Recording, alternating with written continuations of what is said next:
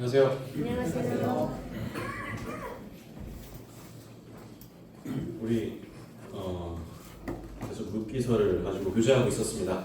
오늘도 룻기서를 이어서 교제를 해보려 합니다. 오늘 아마 함께 교제하는 룻기의 마지막 시간이 될 것 같습니다. 세 번째 시간인데 두 번째 말씀 못 들으신 분들은 이제 수요 집회 안 오신 것입니다. 수요 집회 시간이 되면 오시면 또 은혜가 될 것 같습니다. 룻기서를 제가 처음에 교제할 때 요새 결혼 간증임과 동시에 이것은 우리를 찾아오셨던 그리스도와의 그런 교제를 나타내는 모형이라고 말씀을 드렸었죠. 그런데 참 흥미로운 것은 뭐냐면 룻기서가 1장부터 4장까지 있는데 1장부터 4장까지 이르기까지 하나님께서 직접적으로 이 룻기서에서 그분의 음성을 나타내신다든지 혹은 그분의 모습을 보여주신다든지 이렇게 등장하시는 부분이 전혀 없다는 것입니다. 다른 선지자를 통해서 대언하시는 부분들도 없고 간접적인 방식으로도 하나님의 모습이 이 룻기서에서는 사실 전혀 등장하지 않고 있습니다. 그렇지만 어떻습니까? 우리 지난번에 두 번의 교제를 할 때 이 가운데 얼마나 하나님의 은혜가 충만하게 나타나는지를 우리가 같은 성령님을 가지고 같이 공감했을 것입니다. 우리 다른 구약 성경에도 보면은 에스더서에도 사실 비슷한 경우가 나옵니다. 에스더서에서는 물론 시간적인 배경은 좀 차이가 있습니다만 에스더서를 보실 때 에스더서에는 심지어 하나님의 이름이 단 한 번도 기록되지가 않고 있습니다. 에스더서가 시작하고 에스더서 끝날 때까지 여호와라는 이름도 단 한 번도 기록되지가 않는 유일한 성경입니다. 그런데 우리가 에스더서를 볼 때 에스더가 왕후가 되고 또 모르드게가 그 하만의 계략을 이겨내고 이스라엘 백성들이 구원을 받는 이런 역사들을 보면서 어떻습니까? 그 가운데 정말 충만한 하나님의 계획이 있고 하나님의 은혜가 있다는 것을 성령님을 통해서 우리가 공감하고 이해할 수가 있다는 말이죠.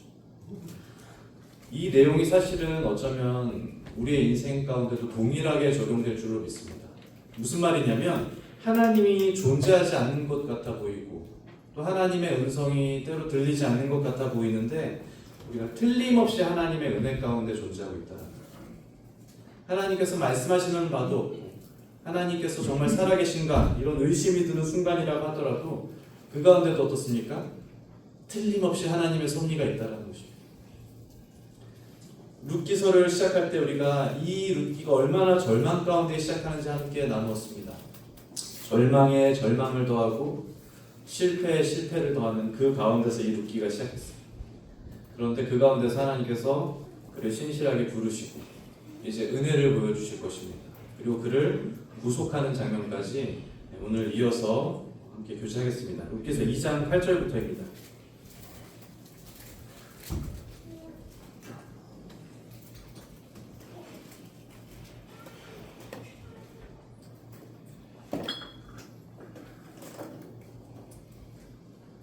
자, 2장 8절입니다.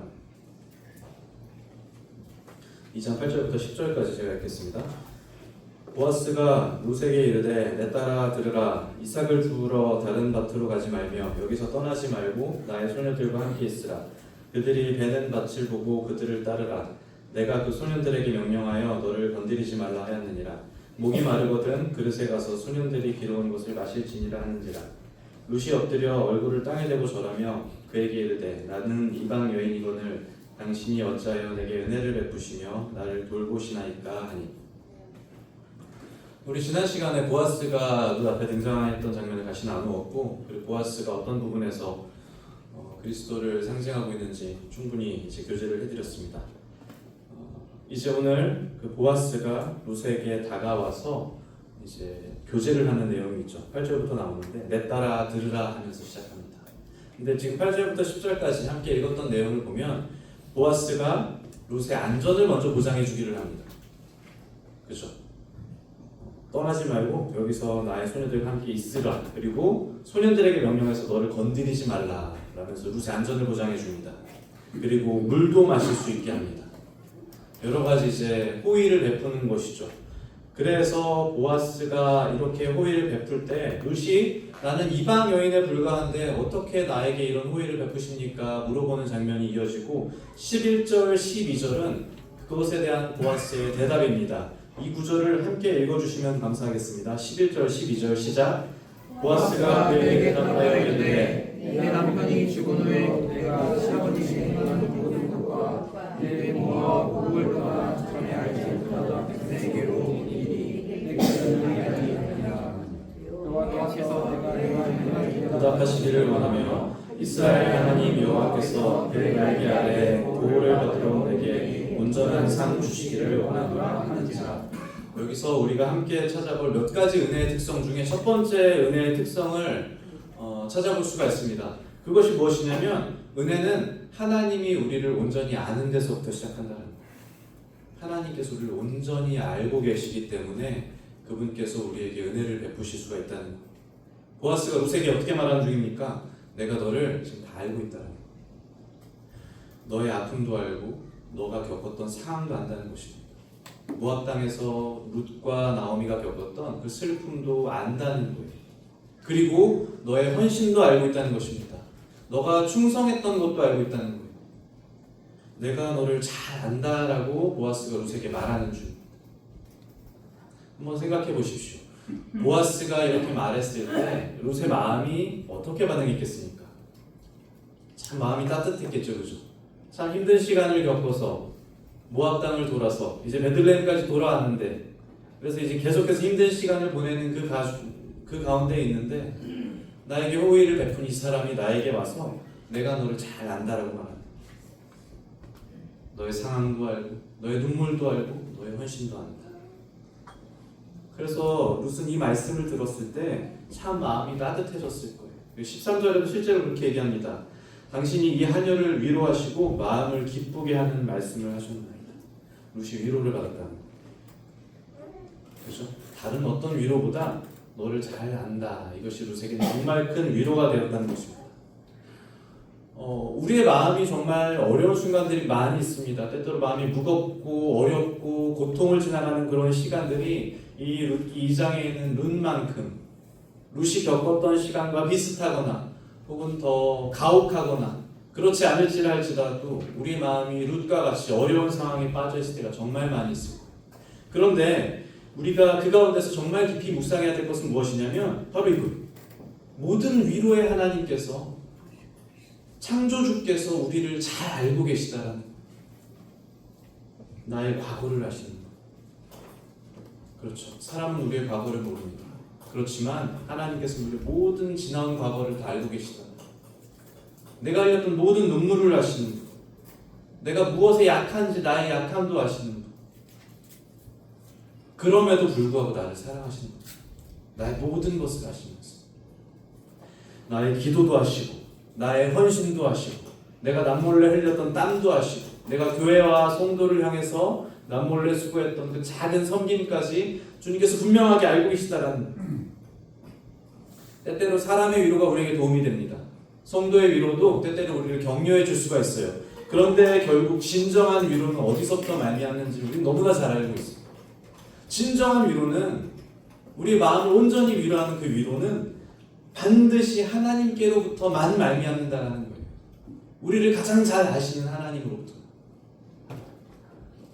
저는 이 말씀을 대하면서 한 명의 성도로서 저도 참 큰 기대가 있습니다. 저에게 가장 큰 기대가 있는데 그게 뭐냐면 언젠가 주님 나라 갔을 때 주님께서 이렇게 말씀하시는 거예요.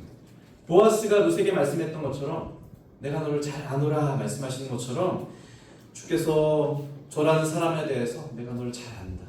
너가 지나온 길도 알고 너가 실수했고 넘어졌던 것도 알지만 그럼에도 불구하고 너라는 사람이 행했던 그 모든 일들을 안다. 작은 섬김과 작은 헌신과 작은 충성을 내가 낱낱이 다 기억한다. 그것만 생각하면 어떻습니까? 우리 마음이 참 기쁘고 두근거리는 것을 아마 경험하시고 우리가 그것을 위해서 때때로 참고 때때로 인내하고 또 때때로 고개를 숙이는 거예요. 주님께서 우리를 잘 알고 있다 그 말씀하실 것을 기대하면서 말입니다. 룻기서를 제가 1장부터 2장 8절까지 계속 교제하면서 자주 인용했던 시편이 있습니다. 아마 기억하실 거예요. 시편 139편이었죠. 139편을 시작하면서 이렇게 시작하거든요. 여호와께서 주께서 나를 살펴보셨으므로 나를 아시나이다. 주님께서 나를 살펴보셨으므로 나를 아시나이다. 그리고 또 이렇게 기록합니다. 주께서 내가 앉고 일어섬을 아시고 멀리서도 나의 생각을 밝게 하시고 나의 앉고 일어섬도 아신다. 나의 생각도 아신다는 것. 나의 모든 길과 내가 눕는 것을 살펴보셨으므로 나의 모든 행위를 익히 아시고 다 아십니다. 다 아신다는 것. 누군가에게는 이것이 좀 걱정스럽고 두려운 일일 수도 있습니다. 하나님께서 정말 나를 다 보시네? 그런데 주님을 사랑하는 성도에게는, 주님을 사랑하고자 하는 성도에게는 룻이 그랬던 것처럼 이것이 얼마나 가슴 뛰는 소망이겠습니까? 주님께서 우리의 모든 것을 다 아신다. 자, 2장 14절입니다. 식사할 때 보아스가 룻에게 이르되 이리로 와서 떡을 먹으며 내 떡 조각을 초에 찍으라 하므로 룻이 곡식 베는 자 곁에 앉으니 그가 볶은 곡식을 주매 룻이 배불리 먹고 남았더라. 룻이 이삭을 주우러 일어날 때 보아스가 자기 소년들에게 명령하여 이르되 그에게 곡식 단 사이에서 줍게 하고 책망하지 말며 또 그를 위하여 곡식 다발에서 조금씩 뽑아버려서 그에게 줍게 하고 꾸짖지 말라 하니라. 룻이 밭에서 저녁까지 줍고 그 주운 것을 떠니 보리가 한 에바쯤 되는지라. 룻이 이제 보아스가 룻을 위로했잖아요. 내가 너를 잘 안다. 그러고 나서 이제 다시 한번 호의를 베푸는데 여기에 기록된 이 호의의 내용을 잘 보십시오. 처음에 룻이 보아스 앞에 나왔을 때 보아스는 룻에게 안전을 보장해 주었어요. 소년들로 하여금 그를 안전하게 지킬 수 있도록. 그리고 물도 대접해 줬습니다. 곡식을 주우면서 목마르지 않도록. 그죠? 그리고 지금 14절부터는 이제 그를 식사 자리로 초대합니다. 보아스가 먹는 식탁으로 초대해서 그가 음식을 배불리 먹을 수 있게끔 합니다. 그리고 이어서 곡식을 더 많이 주울 수 있도록 은혜를 베푸는데 참 특이하죠. 수확된 곡식 다발에서도 주석을 하는 거예요. 원래 레위기에서 이 기록된 이삭 줍기의 규례는 수확하고 남은 떨어진 것을 줍게 할 수 있는 거였거든요. 근데 그게 아니고 수확된 곡식 다발에서 주고 심지어 한 걸음 더 나갑니다. 어디까지 가냐면 소년들에게 일부러 곡식을 떨어뜨리는 엄청난 호의를 베푸죠. 지난번 제가 교재 드릴 때 율법 가운데서 이 하나님께서 말씀하셨던 율법 가운데서 가난한 자와 고아와 과부들 그리고 나그네를 향한 하나님의 마음이 얼만큼 따뜻한지를 교제했습니다. 율법의 복지제도가 얼마나 진보적인지 기억나시죠? 그분께서 정말 어디에 마음이 가장 많이 가지고 계신지 가난한 자들, 고아와 과부들 그리고 나그네를 향해서 그분께서 많은 규정을 명령하셨고 이 이삭 줍기도 그 규정 중에 하나였잖아요. 이 율법의 마음이 얼마나 따뜻했습니까? 그런데 은혜는 그것과 차원이 다른 수준이다. 은혜는 율법이 이삭 줍기까지를 말한다면 은혜는 그 율법에서 규정한 이삭 줍기를 넘어서 먹을 것을 주고 물을 마시게 하면서 식사 자리에 초대하고 남은 것들을 쌓을 수 있을 만큼 충만함을 주는 게 은혜라는 거예요. 구별이 되시지 않습니까?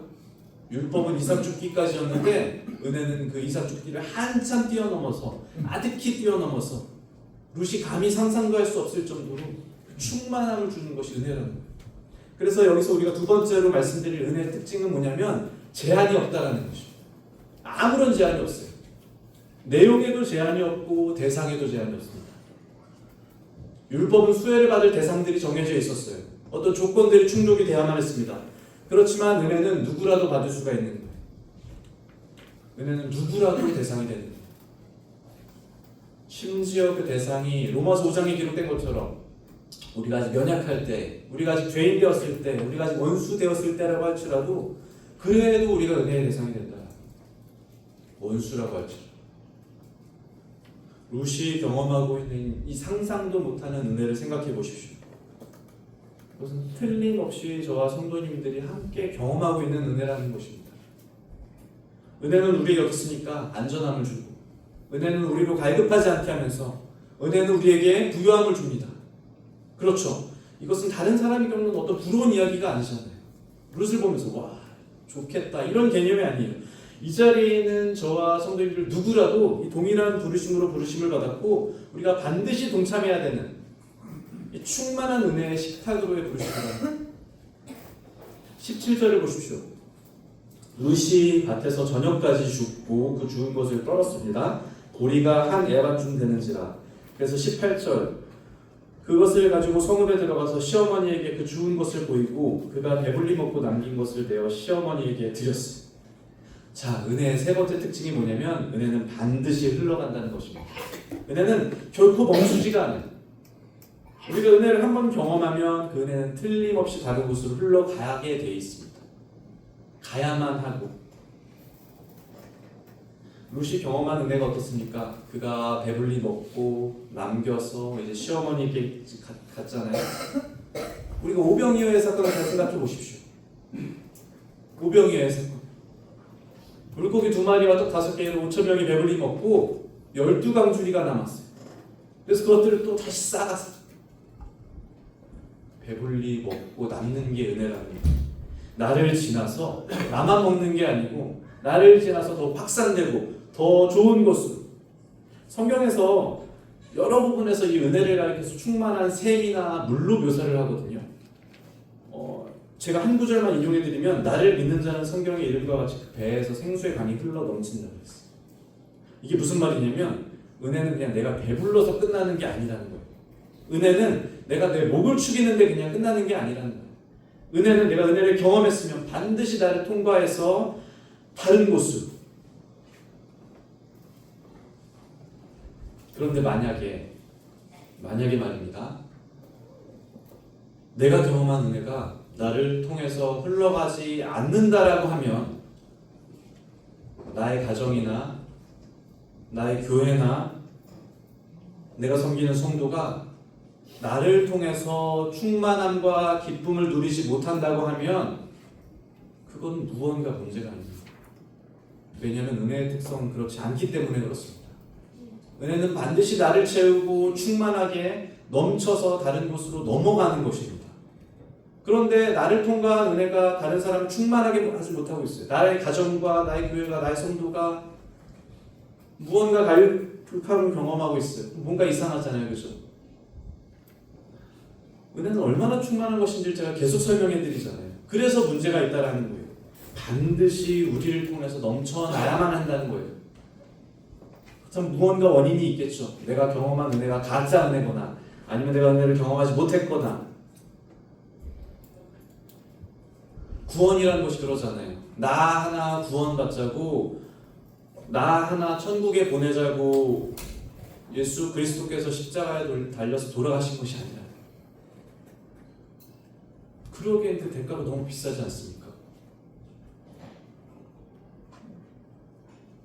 성도님들 한 분 한 분을 통해서 저는 반드시 성도님들의 가정에 혹은 배우자에게 혹은 자녀들에게 직장에 교회에 우리가 경험한 은혜가 반드시 넘치게 될 것을 주님께서 기대하고 계실 것을 믿습니다. 자, 이제 넘어갑니다. 4절 그 밑에 구절에 보시면은 이제 보아스가 충만한 은혜를 베풀었잖아요, 룻에게.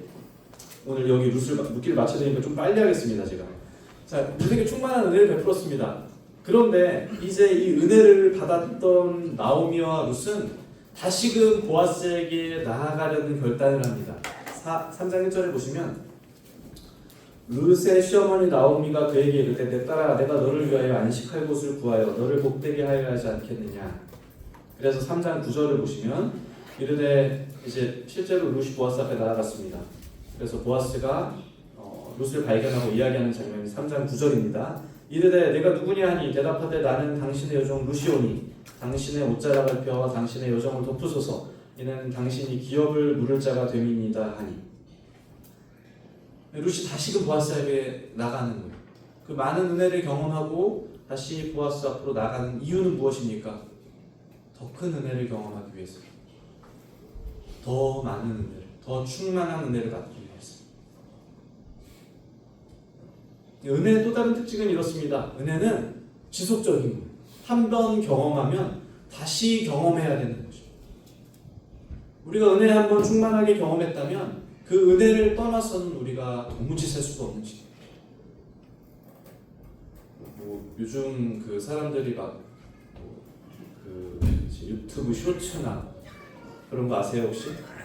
핸드폰을 보면서 중독됐다라 그러거든요. 유튜브나 계속 넘깁니다. 넘기다 보면 시간 가는 줄 몰라요. 유튜브, 쇼츠, 인스타그램, 틱톡 막 이런 게 있습니다. 핸드폰의 어플들이. 젊은 사람들이 이걸 하루에 얼마나 사용하나 봤더니 평균 이용 시간이 3시간이 넘는데요. 중독된 거예요. 한번 보면 계속 보고 싶어지는. 그런데 은혜의 중독은 그런 것들과는 차원이 다릅니다. 우리가 한번 은혜를 경험하면 다시금 은혜의 보좌 앞으로 나아갈 수밖에 없는 거예요. 요한복음 15장의 포도나무 비유를 잘 아실 것입니다. 나는 포도나무여 너희는 가지라 그랬어요. 그가 내 안에 내가 그 안에 거하면 사람이 열매를 많이 맺나니 나를 떠나서는 너희가 아무것도 할 수 없습니다. 우리를 가지로 비유한 이 까닭은 정말 명료하죠. 무슨 말이냐면 떨어지면 죽는다는 거예요. 영양분을 붙어있으면 당연히 영양분을 받겠죠. 그렇지만 가지가 나무에서 떨어지면 죽는다라는 비유예요. 은혜도 그와 같다는 것입니다. 끊임없이 하나님께 나와서 룻처럼 계속해서 엎드리는 자에게는 반복적으로 넘치도록 주어지는 것이 은혜이지만, 그러나 우리가 하나님으로부터 단절되었을 때, 우리가 하나님을 떠나 있을 때, 그때는 우리는 심각한 갈급함을 느낄 수밖에 없게 됩니다. 은혜는 이렇습니다. 구원받았을 때 한 번 쓰고 주머니에 넣어두는 그런 게 아니에요.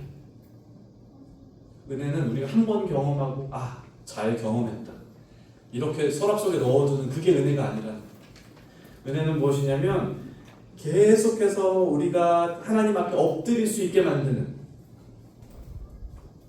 신약성경에도 분명히 기록되어 있습니다. 그러므로 우리는 긍휼하심을 받고 때를 따라 돕는 은혜를 받기 위하여 은혜의 보좌로 담대히 나아갈 것이다.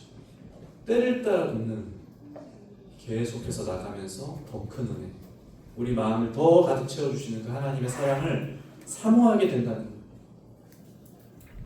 제가 지금 이 룻기서 3장까지 오면서 룻기서 2장에서 나타나는 여러 은혜의 모습들을 교제했습니다.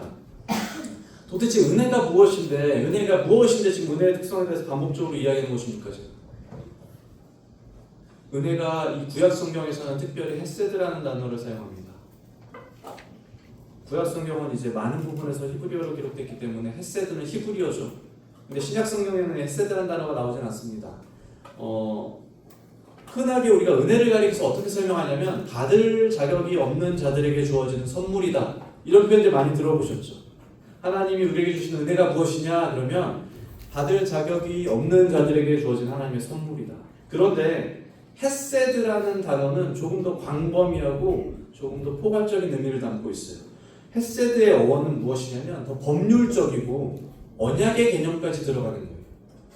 그래서 헤세드라는 단어의 이 은혜를 사용할 때 내포된 의미를 잘 생각해 보면 이것은 선물임과 동시에 어떤 상황에서도 흔들림 없는 책임을 다하는 이런 관계나 언약 속에서 보여지는 신실함까지 은혜라는 거예요. 우리 아까 특송을 했었죠. 제목이 뭐였습니까? 신실하신 주. 저랑 짜고 한 건 아닙니다만 신실하심이 이 은혜의 정말 깊숙한 부분을 차지하고 정말 중요한 가치라는 거예요. 제가 올해 상반기에 이제 지난달까지 6월까지 우리 청년들과 창세기를 열심히 공부했습니다. 1장부터 50장까지 청년들과 창세기를 이제 한 4달에 걸쳐서 공부를 했거든요. 창세기를 우리 청년들과 함께 공부하면서 우리가 공통적으로 느꼈던 주제, 창세기를 통해서 가장 크게 얻었던 그 내용이 무엇이냐면 하나님이 정말 신실하시다는 거예요. 하나님께서 특별히 아브라함을 선택하시고 이스라엘 백성들을 선택하시고, 그렇지만 그들의 수많은 불순종 가운데서 아무리 많은 세월이 흘러도 하나님만은, 그 약속의 주관자 되신 하나님만은 반드시 그것을 지키신다는 거예요. 그분께서는 변함없으시고 그분께서는 시건치 않으시고 그분께서 신실하시면서 그 모든 관계에 있어서 하나님께서 창세기를 내내 지나면서 계속해서 신실하심을 보여주는 거예요. 저는 그것이 이 헤세드라고 불리는 은혜라는 것의 본질이라고 믿습니다. 그래서 3장 18절에 보시면 한번 읽어보시겠습니다. 3장 18절 시작. 시어머니가 이르되 내 딸아 이 사람이 사건이 어떻게 여기에 앉아 있으나 그 사람이 오늘 이를 성취하기 전에는 시간이 아니라 그 사람이 오늘 이 일을 성취하기 전에는 쉬지 아니라. 보아스를 통해서 보여지는 우리 주님의 모습이 이렇다는 겁니다. 우리와의 관계 가운데서 그분은 틀림없이 신실하시고 쉬지 않으시는 열정으로 말미암아 반드시 우리에게 약속하신 그 은혜를 그분께서 지켜주신다는 것입니다. 자, 이제 우리 이 오늘 교제에서 정말 중요한 부분으로 좀 들어가 보려고 합니다. 하나님께서 분명하게 이 교제를 이끌어 가주시기를 기도하면서 우리 이 내용을 보겠습니다. 보아스가 지금 성취하려고 하는 것이 무엇입니까? 보아스가 이 일을 성취한다 그랬는데 그 성취한다는 것이 무엇이었습니까? 그것은 이 룻기를 관통하는 주제이기도 한 기업 무르는 행위였어요. 이것을 성경에서는 고엘이라고 표현합니다. 이 고엘이라는 이 제도는 레위기와 신명기에 분명하게 기록된 이 제도적인 장치거든요. 기업을 무른다. 이것이 어떤 것을 의미하는지 잘 아실 테지만 한 번 더 설명을 해드리면 누군가가 파산을 하게 되거나 누군가가 사망을 하게 되어서 자신의 소유를 잃어버리는 순간이 오게 됩니다. 그 소유는 대부분은 이제 토지와 관련된 것입니다. 그런데 그 토지가 영원히 넘어가지 않도록 물론 이제 다시 돌아올 테지만 그 토지가 다시 이 사람에게 속할 수 있도록 이 기업 무르는 행위, 고엘이라는 제도를 주님께서 말씀하셨어요. 가까운 친족이 대신 파산된 그 사람을 대신하여 그 토지를 다시 매입하는 거예요. 그 계약을 파기하는 것입니다. 그래서 그 사람에게 그 재산을 회복시켜주고 그 소유를 회복시켜주는 거예요. 그 일을 가까운 친족이 하도록 하나님께서 규정하셨던 것이 기업 무르는 행위, 고엘이라는 이 행위인데, 고엘이라는 단어의 뜻이 이 우리 성경에서는 기업 무를 자 이렇게 돼 있잖아요. 근데 사실 영어 성경이나 혹은 다른 성경에 보시면 이 고엘이라는 단어의 뜻은 어떻게 설명하냐면 구속자라는 거예요. 속량하는 자라는 것입니다. 오래전에 우리 개개인의 저나 성도님들 개개인의 어떤 한 사람의 인생을 잘 살펴보시기 바랍니다. 우리는 분명한 영적인 파산 상태에 빠졌었어. 영적인 사망 선고가 내려졌다는 말이에요. 우리가 파산이라는 것은 무엇입니까? 우리가 갚고 지불해야 되는 능력이 없는 게 파산입니다. 우리는 틀림없는 영적인 파산 상태에 놓여 있었어. 그런데 그 파산 상태에 놓여있던 나를 위해서 누군가가 그 값을 지불했다는 것입니다. 대신 그것을 속량이라고 하죠. 그래서 누군가가 그 값을 지불하고 죄로부터의 완전한 자유를 선언해 주셨어요. 그분이 그리스도이십니다. 그래서 우리가 그리스도를 가리켜 대속자, 속량하시는 분이라고 부르죠. 그분이 우리의 기업을 물러주셨다는 거예요. 자, 그런데 기업을 무르기 위해서는 세 가지의 조건이 필요합니다. 이 기업을 아무나 물을 수 있는 게 아니에요. 이 고엘이라는 이 제도를 시행하기 위해서는, 기업을 무르기 위해서는 반드시 동반돼야 되는 세 가지의 조건이 있어요. 그 중에 첫 번째 하나가 뭐냐면 친족 관계여야 되는 거예요. 생판 모르는 남이 와가지고 자, 내가 너의 기업을 물러줄게 이렇게 할 수 없다는 거예요. 반드시 친족 관계여야 됐어요. 혈육 관계로 연결되어 있지 않으면 기업 물을 자격조차 없다는 거예요. 우연찮게 이 나오미가 만난 보아스는 마침 나오미 남편 엘리멜렉과 혈육 관계였잖아요, 그죠? 혈육 관계였기 때문에 기업 물을 자격이 있는 거예요. 이 말을 잘 기억해 두시기 바랍니다. 혈육 관계여야만.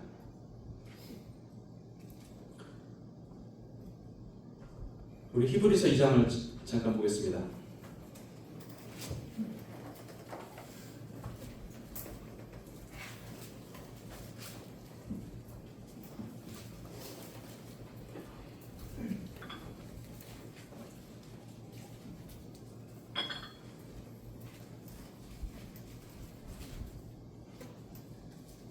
히브리서 2장 14절, 아까 제가 예배 시간에 읽었던 말씀인데 한번 다시 읽겠습니다.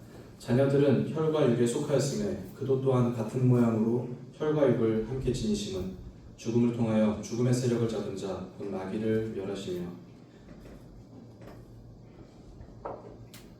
17절입니다. 그러므로 그가 범사의 형제들과 같이 되심이 마땅하도다. 14절에 다시 보시면 자녀들이 혈과 육에 속하였기 때문에 그도 또한 같은 모양으로 혈과 육을 함께 지니셨다라는 것입니다. 예수 그리스도께서 우리의 기업 물을 자가 되기 위하여서 전혀 그럴 필요도 없지만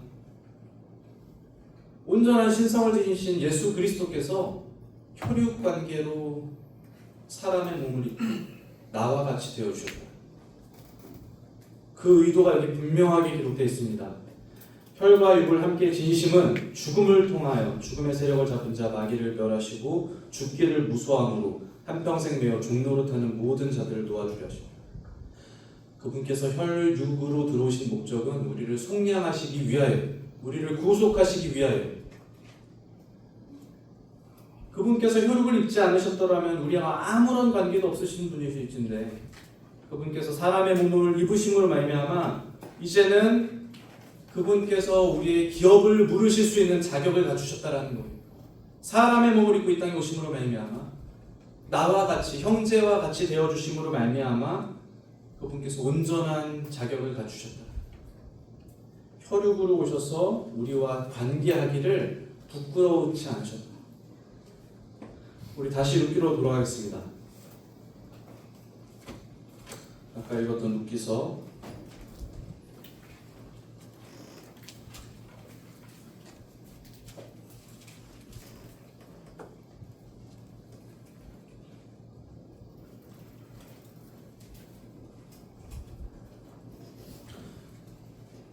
기업을 물으기 위한 두 번째 조건이 또 있습니다. 그게 무엇이냐면 재력의 여부예요. 재력이 있느냐 없느냐가 정말 중요한 부분이라는 거예요. 왜냐하면 혈육관계를 하더라도 그 기업을 다시 사올 수 있는 그 계약을 파기하고 이것을 다시 구입할 수 있는 재력이 없으면 아무런 의미가 없는 거죠. 근데 다행히 보아스는 재력이 있었습니다. 제가 보아스를 가리켜서 유력한 자라고 설명된 부분 충분히 교제해드렸을 것입니다. 이 부분에 대해서 지난번 교제 시간에 충분히 다뤘기 때문에 짧게 지나가겠습니다. 그리스도께서 얼마나 부유하신 분이신지를 우리가 정말 많이 교제했잖아요. 그분만이, 예수 그리스도만이 우리의 죄값을 치를 수 있는 완전한 부유함이 있으시다는 거예요. 그분의 흠없는 보혈만이, 그 보혈만이 우리를 구속할 수 있는, 우리의 기업을 물을 수 있는 능력이 있다는 것입니다. 다른 것으로서는 그 값을 지불할 수가 없습니다. 그렇지만 예수 그리스도의 보혈은 그 값을 지불하고도 남는 충만한 부유함이 있다는 것이죠. 자, 기업을 물기 위한 세 번째 조건이 정말 중요합니다. 사실 이게 제일 중요해요. 왜냐하면 앞서 두 개의 조건을 충족했다 할지라도 이 마지막 조건이 없으면 기업을 물으지 못한단 말이에요. 4장 1절을 보십시오. 보아스가 성문으로 올라가서 거기 앉아있더니 마침 보아스가 말하던 기업 물을 자가 지나가는지라. 이 사람이 더 가까운 기업 물을 자예요. 보아스가 그에게 이르되 아무개여 이리로 와서 앉으라 하니 그가 와서 앉으매. 보아스가 그 성읍장로 10명을 청하여 이르되 당신들은 여기 앉으라 하니 그들이 앉으매. 보아스가 그 기업 물을 자에게 이르되 모압 지방에서 돌아온 나오미가 우리 형제 엘리멜렉의 소유지를 팔려 함으로 내가 여기 앉은 이들과 내 백성의 장로들 앞에서 그것을 사라고 너에게 말하여 알게 하려 하는구나. 만일 너가 물으려면 물으려니와 만일 네가 물으지 아니하려거든 내게 구하여 알게 하라. 내 다음은 나요. 그 외에는 물을 자가 없느니라 하니 그가 이르되 내가 물으리라 하는지라.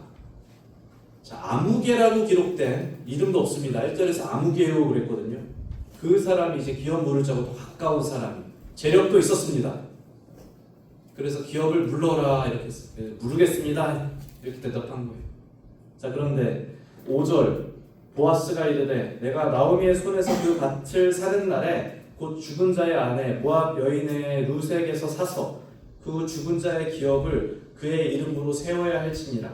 그 기업 물을 자가 이르되 나는 내 기업에 손해가 있을까 하여 나를 위하여 물으지 못하노니 내가 물을 것을 내가 물으라. 나는 물으지 못하겠노라 하는지라. 아무개라고 기록한 사람은 물으지 못하겠다 그랬어요. 왜냐하면 그는 친족이었고 재력도 있었어요. 그런데 그가 물으지 않았단 말이에요.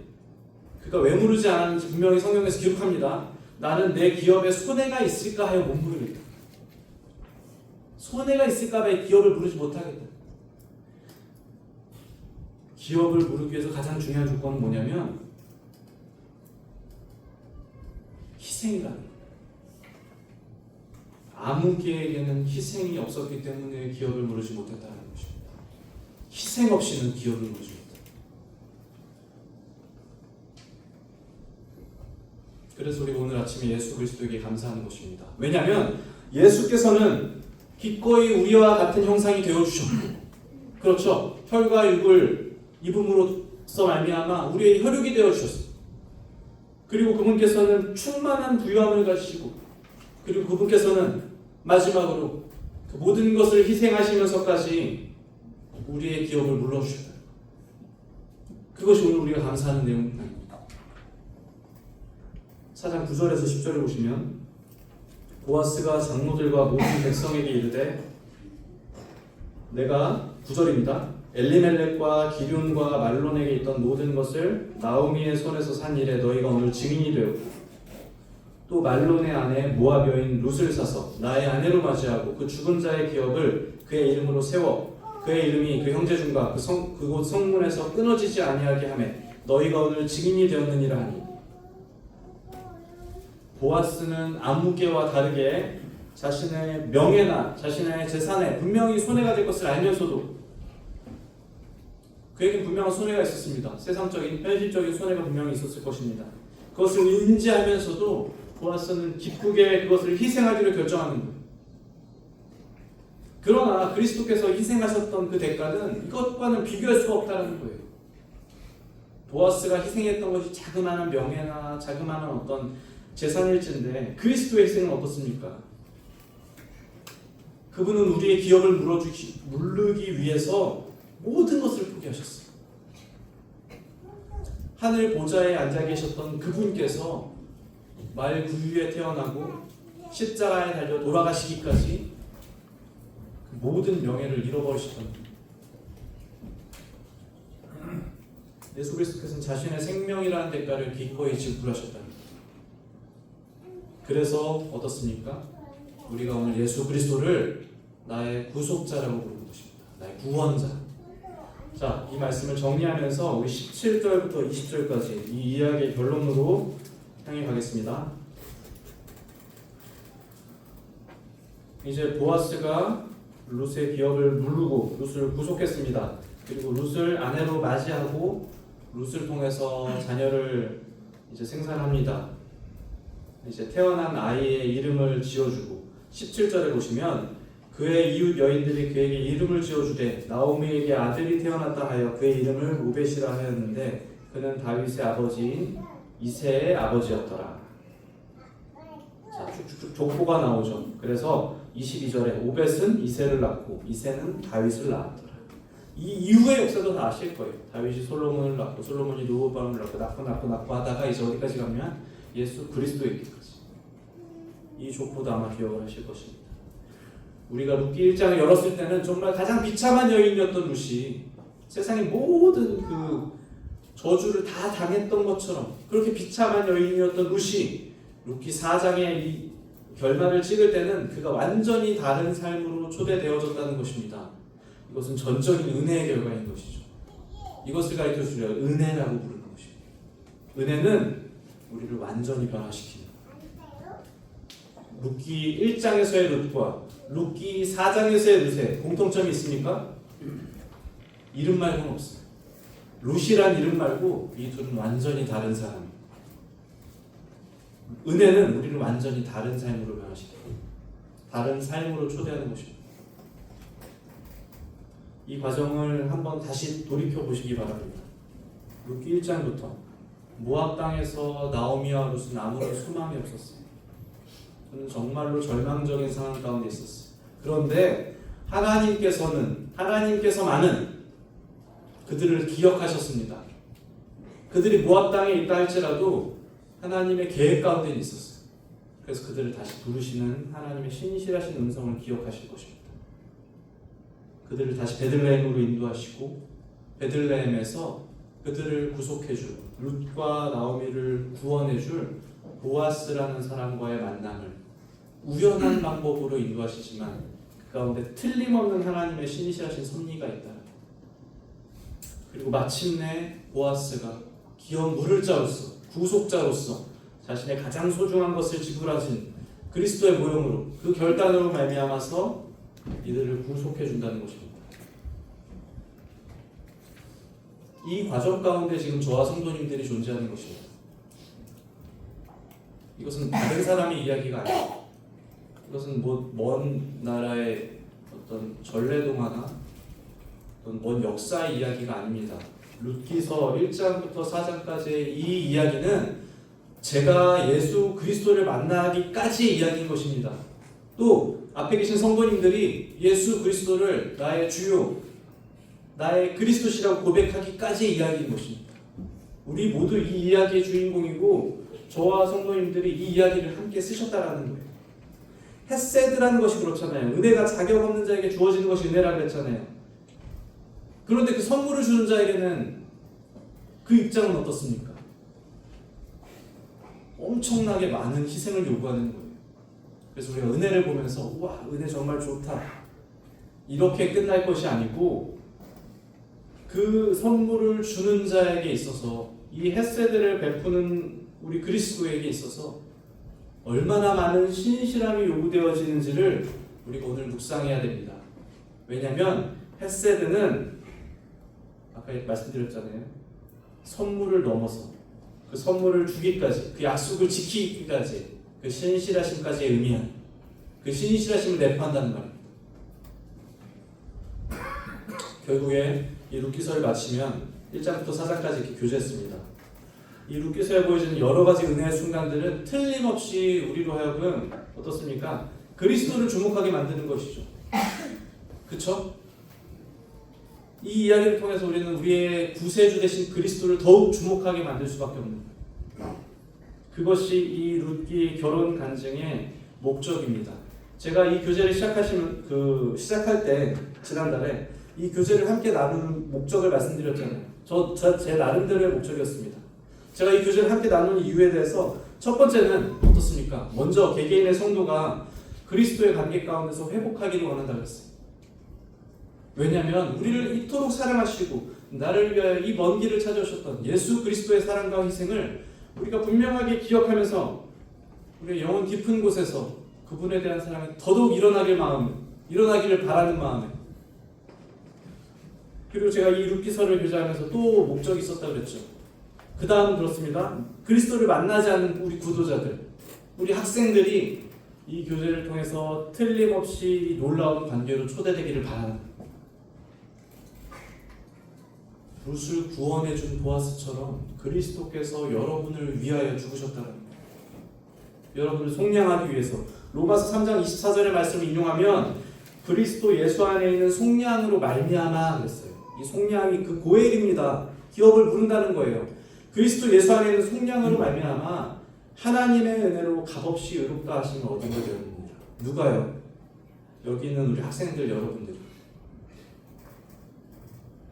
보아스가 값을 주고 산 것처럼 그리스도께서 여러분을 위하여 그 모든 대가를 지불하고 여러분을 사셨다는 거예요.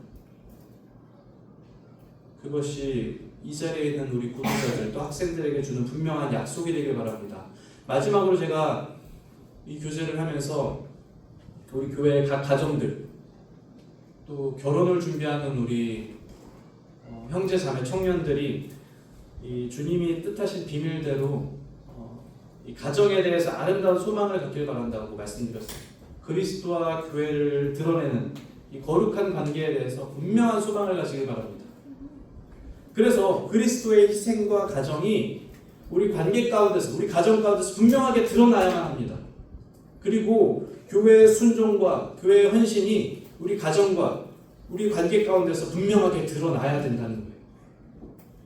그렇게 돼야 될 때 하나님께서 비로소 우리를 가정으로 부르시고 우리를 교회로 부르신 목적이 분명히 있다라고 믿습니다. 저는 주님께서 우리를 향해서 이와 같은 거룩한 소망을 두고 계실 줄로 분명하게 믿습니다. 함께 기도하겠습니다.